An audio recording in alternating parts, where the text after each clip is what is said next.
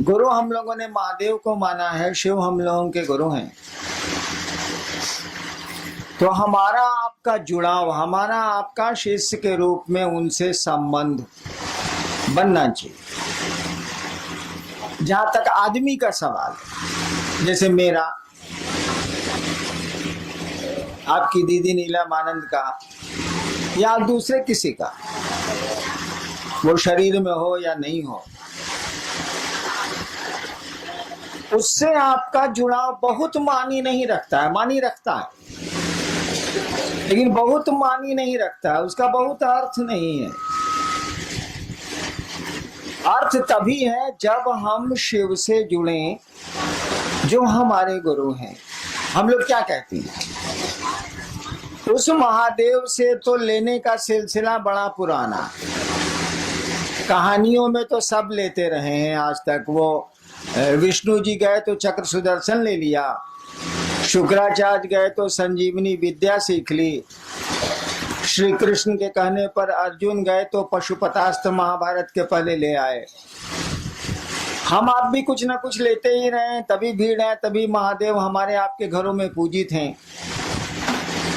हम लोगों ने कहा कि सामान तो लेते हो यार, माल मटेरियल तो लेते हो महादेव से,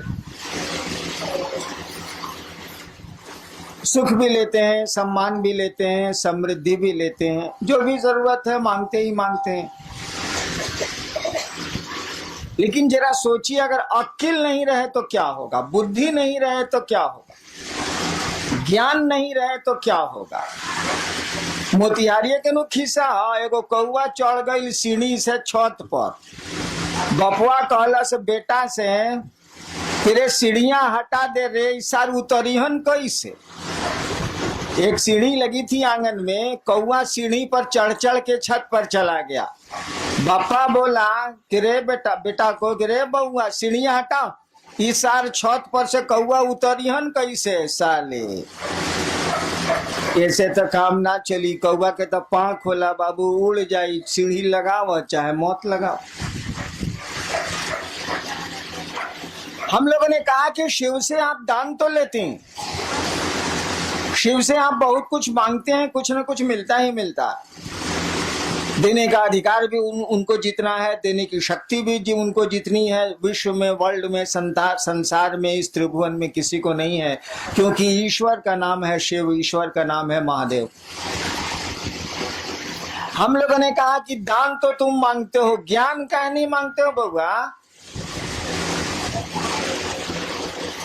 दान तो हम लोग मांगते हैं, ज्ञान काहे नहीं मांगते हैं। ज्ञानमा भी मांग लीजिए तो उस दान का बढ़िया से बढ़िया उपयोग कर सकिएगा। रावण मांगा था दान, क्या मांगा था, त्रैलोक्य की शक्ति। नियम है, शक्ति में छिपा हुआ सम्मान होता, इज्जत होती है। आपके पास पैसे की शक्ति बहुत ज्यादा है तो जगत में आपको सम्मान मिलेगा, सुविधा मिलेगी। आपके पास राजनीति की शक्ति बहुत ज्यादा है तो आपको सम्मान, सुख मिलेगा। सामान्य नियम यही है। आपके पास सुंदरता की शक्ति बहुत ज्यादा है तो भी मिलेगा। बहुत सी महिलाएं विश्व में हुई हैं जिसके चलते तख्त डोला है, राजा डोले हैं, शासन डोला है। देखिए, सुंदरता की शक्ति है, हालांकि उसकी नहीं है, उसको किसी ने दी है। कोई आदमी सुंदर पैदा हो गया, कोई आदमी कुरूप पैदा हो गया, इसमें उसका कोई दोष नहीं है, किसी ने दे दिया। तो कुरूपता दे दी हो या सुंदरता दे दी हो, उसमें उस आदमी की कोई खूबी नहीं है, कोई उसकी योग्यता नहीं है। तो रावण भी मांगने गया था पावर, जानता था कि पावर में इज्जत है, सम्मान है, शक्ति मांगी थी उसने, त्रिलोक की शक्ति, यानी तीनों जो कहानी है, सच है क्या झूठ हमको नहीं मालूम, तीनों जो है, जो लोक हैं उसकी शक्ति मांगी थी, यानी देवताओं से भी अपने को ऊपर कर लिया था उसने।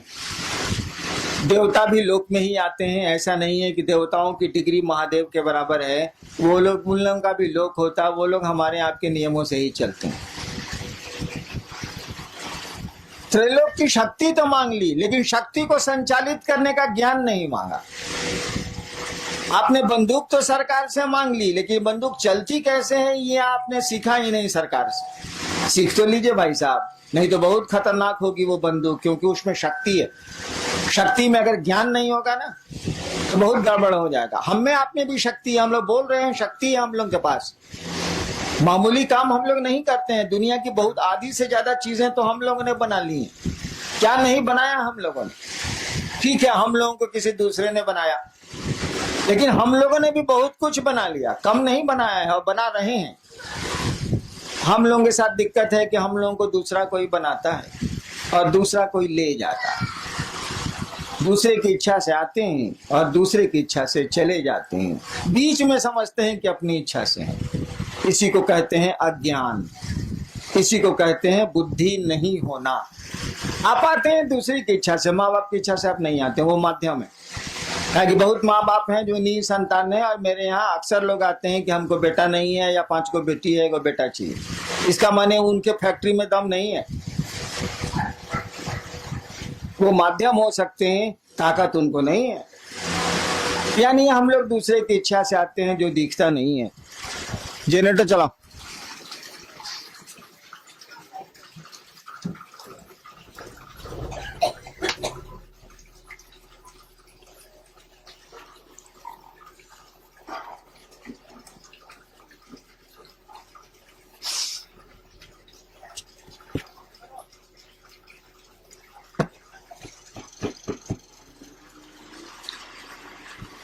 हम लोग दूसरे की इच्छा से आते हैं जो हमारी आपकी आंखों से नहीं दिखता है, अपनी इच्छा से रहते भी नहीं। अक्सर लोग चाहते हैं, करीब करीब सभी लोग चाहते हैं रहना, रहते कहाँ है? हम लोग के पूर्वज चले गए, तो आना दूसरे के हाथ में है, जाना दूसरे के हाथ में है। बीच में ऐसा लगता है कि बहुत कुछ हम लोगों के हाथ में है, ऐसा है नहीं, लेकिन लगता है तो लगता है। भ्रम ही सही, तो भ्रम भी आप में हमें संवेदना उत्पन्न करते हैं, प्रतिक्रिया उत्पन्न करते हैं, परिणाम उत्पन्न करते हैं। हम लोगों ने कहा लोगों को कि भैया महादेव से तो लेते ही लेते हो, लो यार कौन रोकता है, और उतना दे भी कौन सकता है जो दूसरे के पास जाओगे, लो जरूर लो। लोगों ने लिया है, हम आप क्यों दूबर रहे, हम आप क्यों कमजोर रहे। लेकिन ज्ञान भी लो नहीं यार, ज्ञान क्यों नहीं लेते हो? ज्ञान लोगे तो बहुत मामूली सी चीज से भी तुम बहुत बड़ा काम कर लोगे। हम लोग देहात में वो कहावत है ना कि गांव में एक होशियार रही तो वो कमा खा के जिए ली, 5 गो बुड़बक ओकरा भेटा के चाहिए। तो ज्ञान का ये महत्व है। दिक्कत क्या है? दान तो बंटवारा में आप ले सकते हैं, जैसे महादेव को आप बाबा कहते हैं, बाबा की संपत्ति में आपका अधिकार है।